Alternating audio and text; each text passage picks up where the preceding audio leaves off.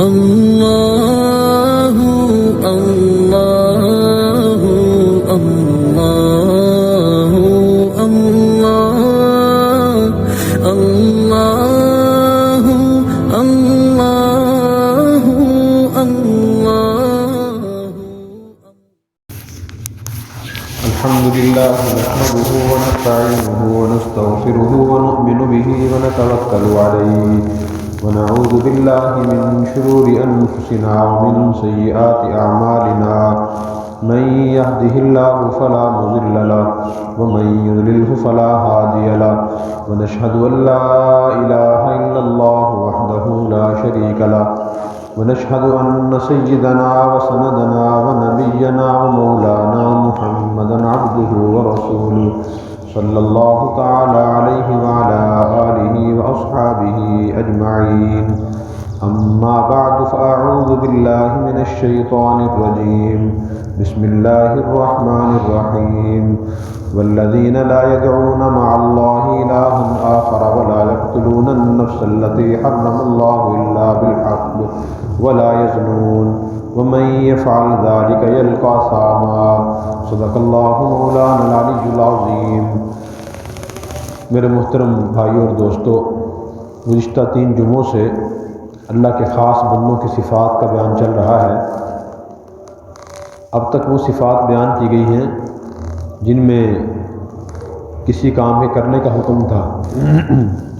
اللہ تعالیٰ نے اپنے نیک بندوں کی اور خاص بندوں کو صفات وہ بیان فرمائی کہ وہ ان برے کاموں سے بچتے ہیں، تو آج وہ ہم بیان کریں گے۔ اللہ تعالیٰ ارشاد فرماتے ہیں کہ میرے خاص بندے وہ ہیں جو اللہ کے علاوہ کسی کو نہیں پکارتے، یعنی وہ شرک نہیں کرتے۔ شرک کا مطلب یہ ہوتا ہے کہ اللہ کی ذات و صفات میں کسی مخلوق کو شریک سمجھنا، اللہ کے اختیارات، اللہ کی قدرت، اللہ کی طاقت ان میں تسلیم کرنا، اور پھر اللہ کا مقام ان کو دے کے معاذ اللہ ان سے اپنی حاجتیں مانگنا۔ تو اس سے بھی اسلام نے منع فرمایا، اللہ کے نیک بندے یہ کام نہیں کرتے۔ اور دوسری صفت ہی بیان فرمائی، وَلَا يَقْتُلُونَ النَّفْسَ الَّتِي حَرَّمَ اللَّهُ إِلَّا بِالْحَقِّ، کہ وہ کسی شخص کو ناحق قتل نہیں کرتے۔ تو قتل اسلام میں بہت بڑا گناہ ہے۔ نبی کریم صلی اللہ علیہ وسلم نے ارشاد فرمایا کہ اکبر الکبائر الاشراک باللہ، جو کبیرہ گناہ ہیں، بڑے گناہ، ان میں سے جو سر فہرست بڑے بڑے گناہ ہیں ان میں صرف پہلا گناہ ہے الاشراک باللہ، اللہ کے ساتھ کسی کو شریک کرنا۔ نمبر 2 وقتل النفس، کسی شخص کو ناحق قتل کرنا، اور نمبر 3 وشہادۃ الزور، جھوٹی گواہی دینا۔ یہ بڑے بڑے کبیرہ گناہ ہیں، تو اس لیے قتل کرنے بھی عظیم گناہ ہے۔ نبی کریم صلی اللہ علیہ وسلم نے اپنی اور احادیث مبارکہ بھی اس کی مذمت بیان فرمائی۔ آپ نے فرمایا کہ اللہ تعالیٰ فرماتے ہیں کہ ساری دنیا کا ختم ہو جانا اللہ کے ہاں اتنا ناپسندیدہ نہیں ہے جتنا کسی ایک شخص کا ناحق قتل ہو جانا اللہ کو ناپسند ہے۔ ایک اور حدیث میں فرمایا کہ کسی مسلمان کے ناحق قتل میں اگر بالفرض ساری دنیا کے لوگ شریک ہو جائیں تو اللہ سب کو جہنم میں بھیج دیں گے۔ اور قرآن کریم میں اللہ تعالیٰ نے ارشاد فرمایا کہ کتبنا علی بنی اسرائیل انہ من قتل نفسا بغیر نفس او فساد فی الارض فکانما قتل الناس جمیعا، کہ جس نے کسی بھی جاندار کو ناحق قتل کر دیا تو گویا اس نے سارے انسانوں کو قتل کر دیا۔ ومن احیاھا فکانما احیا الناس جمیعا، کسی نے ایک جان کو بچانے کی کوشش کی گویا اس نے ساری انسانیت کو بچانے کی کوشش کی۔ اس لیے ہمیں قتل ناحق کی مذمت پڑھنی چاہیے، سننی چاہیے، لوگوں کو بتانی چاہیے کہ عظیم الشان گناہ ہے۔ الحمدللہ پنجاب میں جتنے قتل نہیں ہوتے جتنا سرحد میں اور بلوچستان میں قتل ہوتے ہیں، اس کی وجہ یہی ہے کہ لوگوں کے دل میں خوف خدا نہیں ہے اور اس گناہ کا احساس نہیں ہے۔ نبی کریم صلی اللہ علیہ وسلم کی تشریف آوری سے پہلے عرب معاشرے میں قتل عام تھا، بتوں کی عبادت بھی عام تھی، لیکن آپ نے لوگوں کو یہ چیزیں سمجھائیں تو لوگوں کو یہ چیزیں سمجھ آ گئی اور قتل وہاں ختم ہو گیا۔ اسی طرح تیسری صفت اللہ نے یہ بیان فرمائی ولا یزنون، کہ اللہ کے جو خاص بندے ہوتے ہیں وہ زنا نہیں کرتے۔ یہ بڑا اہم گناہ ہے اور آج اس کی بڑی کثرت ہو گئی ہے۔ یہ بھی عظیم الشان گناہ ہے۔ نبی کریم صلی اللہ علیہ وسلم نے اس کی بڑی وعیدیں اور سزائیں بیان فرمائی ہیں ایک حدیث میں آتا ہے کہ آپ نے فرمایا کہ میں نے معراج کی رات کچھ لوگوں کو دیکھا جو مرد اور عورتیں تھیں، اور ایک تنور نما جگہ میں تھی، اس کے اندر آگ جل رہی تھی، آگ انہیں اوپر اٹھا کے لاتی، پھر نیچے لے جاتی، پھر اوپر لے آتی، پھر نیچے لے جاتی تھی۔ تو میں نے پوچھا کہ جبرائیل یہ کون لوگ ہیں؟ تو حضرت جبرائیل علیہ السلام نے جواب دیا کہ یہ زنا کرنے والے مرد اور زنا کرنے والی عورتیں ہیں۔ پھر آپ نے اسی طرح فرمایا کہ میں نے معراج کی رات ہی کچھ لوگوں کو دیکھا کہ ان کے سامنے ہنڈیا میں اچھا پکا ہوا گوشت بھی رکھا تھا اور گلا سڑا گوشت بھی رکھا، دوسری ہانڈی میں رکھا تھا۔ تو وہ لوگ پاکیزہ اور اچھا پکا ہوا گوشت چھوڑ کے گلا سڑا ہوا بدبودار گوشت کھا رہے تھے۔ تو میں نے پوچھا جبرائیل یہ کون لوگ ہیں؟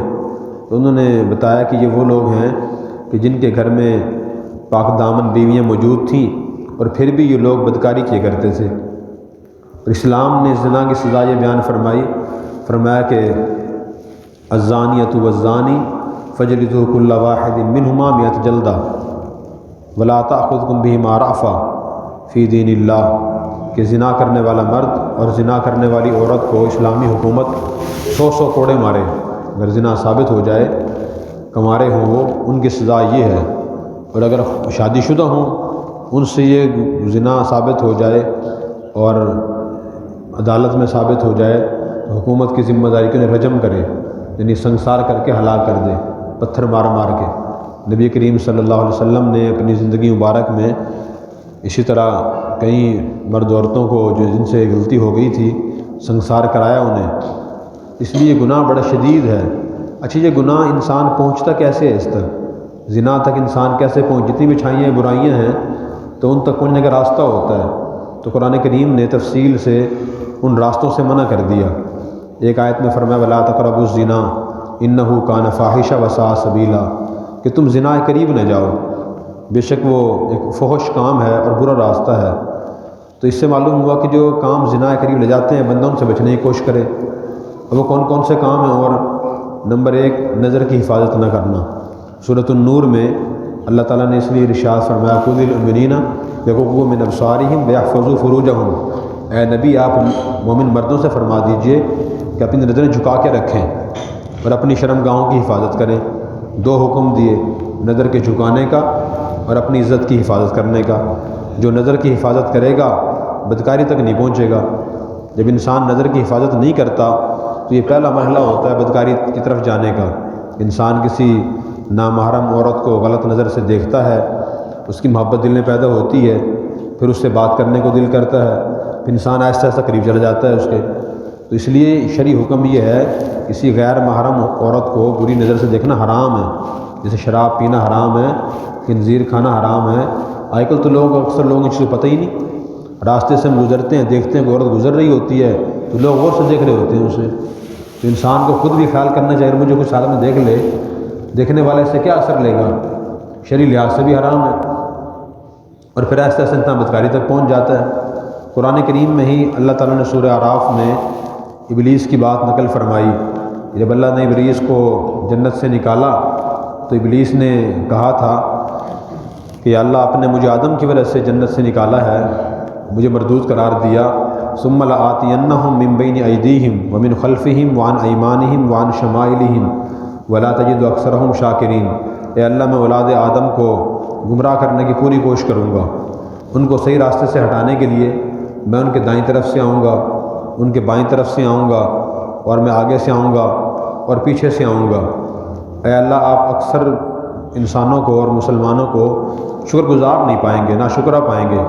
تو 2 باتیں اس نے کہی ہیں، میں ہر طرف سے آ کے انہیں گمراہ کروں گا اور ناشکرہ بنانے کی کوشش کروں گا۔ تو علماء نے نقطہ اس سے سمجھا ہے کہ شیطان نے 2 سمتیں چھوڑ دی کہ آدمی چلتے ہوئے نہ دائیں طرف دیکھے بلا ضرورت، نہ بائیں طرف دیکھے، اور نہ ہی انسان پیچھے دیکھے۔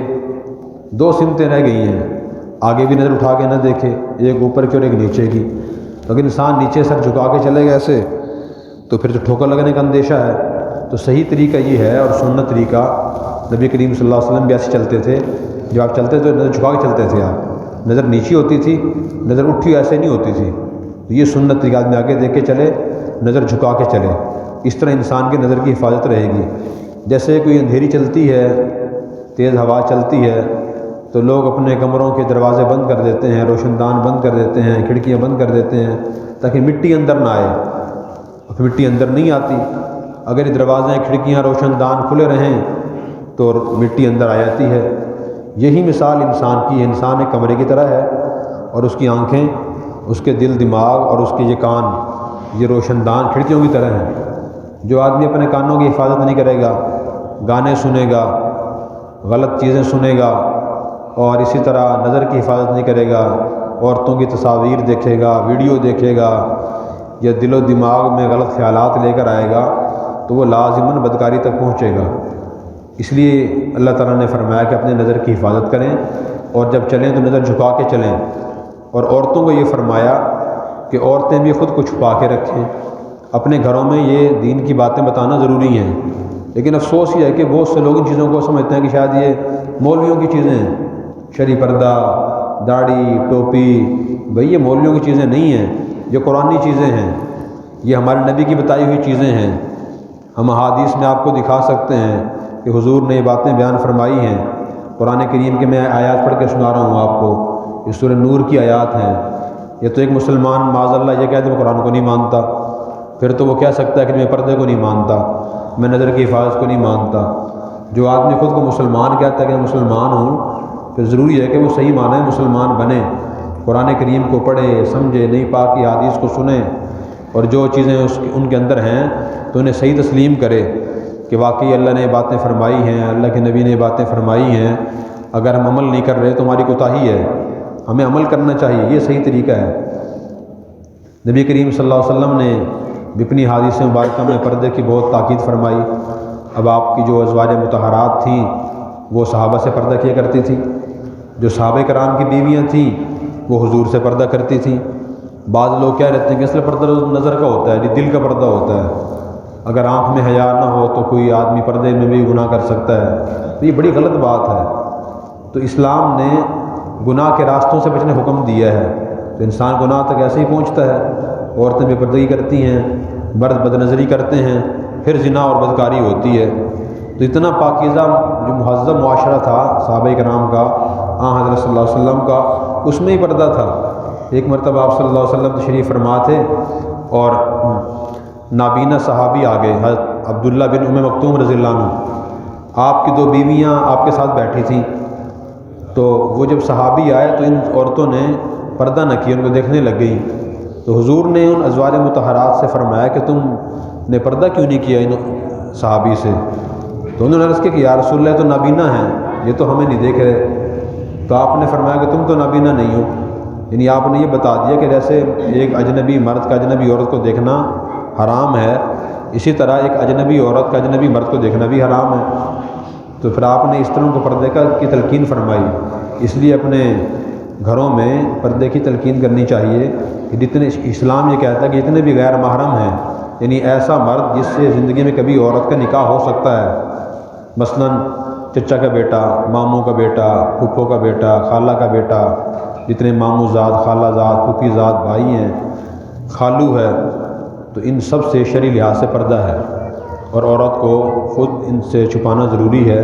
ان کے سامنے بغیر پردے کے آنا شرعی لحاظ سے جائز نہیں ہے، اور یہ کسی بھی فقیہ کے اس میں اختلاف نہیں ہے۔ امام شافعی رحمۃ اللہ علیہ، امام مالک رحمۃ اللہ علیہ، امام احمد، امام ابو حنیفہ رحمۃ اللہ علیہ، اس لیے کہ ان بارے میں بالکل واضح احادیث ہیں۔ لیکن افسوس کہ اکثر مسلمان دین کو پڑھتے نہیں ہیں، دین کو سمجھتے نہیں ہیں، نہ قرآن کریم کا مطالعہ کرتے تفسیر سے، اور نہ حدیث کو پڑھتے ہیں، مغربی کلچر کو دیکھتے ہیں، فلمیں ڈرامے زیادہ دیکھتے ہیں، تو دیکھ دیکھ کے ان کو چیزیں عجیب عجیب لگتی ہیں، دنیا جدھر جا رہی ہے تو مولوی صاحب کیا کہتے ہیں۔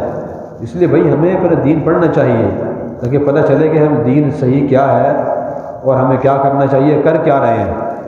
اس لیے اللہ تعالیٰ نے یہ فرمایا کہ جو میرے خاص بندے ہیں وہ بدکاری سے ہی بچتے ہیں، اور جو بدکاری کے راستے ہیں ان سے ہی بچتے ہیں۔ اس لیے اپنی نظر کی حفاظت بھی کرنی چاہیے، اپنی بچیوں کو، اپنی عورتوں کو پردے کی تلقین کرنی چاہیے، اور اپنے بچوں کو بھی اس کی تلقین کرنی چاہیے کہ وہ نظر کی حفاظت کریں اور غلط تصاویر اور غلط ویڈیو نہ دیکھیں۔ اس کے بعد جو اللہ نے اگلی صفات بیان فرمائی ہیں وہ انشاءاللہ آئندہ عرض کریں گے، بلکہ آخری ایک آیت رہ گئی ہے، وہ اس سے بعد مکمل ہوگی۔ یہ 3 گناہ بیان کرنے کے بعد اللہ نے ارشاد فرمایا یضاعف لہ العذاب یوم القیامہ ویخلد فیہ مہانا، کہ جو شخص بھی یہ گناہ کرے گا اس کو ڈبل عذاب دیا جائے گا اور وہ ذلت والے عذاب میں ہمیشہ رہے گا۔ یہ قرآن کریم میں سورہ فرقان کے آخر رکوع میں 19ویں پارے میں اللہ نے بیان فرمایا کہ جو شرک کریں گے، نمبر 2 کسی کو ناحق قتل کریں گے، اور نمبر 3 جو بدکاری اور زنا کریں گے ان کو ڈبل عذاب دیا جائے گا اور وہ ذلت سے عذاب میں رہیں گے، عزت انہیں نصیب نہیں ہوگی۔ اللہ تبارک و تعالی ہمیں قرآن کریم سمجھ کر اخلاص نیت سے عمل کرنے کی توفیق عطا فرمائے۔ وآخر دعوانا الحمدللہ رب العالمین۔ سنتیں ادا فرما لیں۔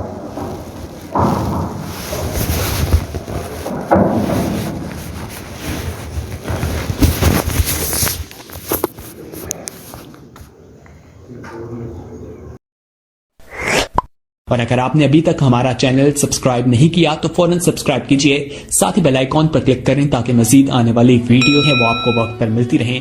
اللہ حافظ۔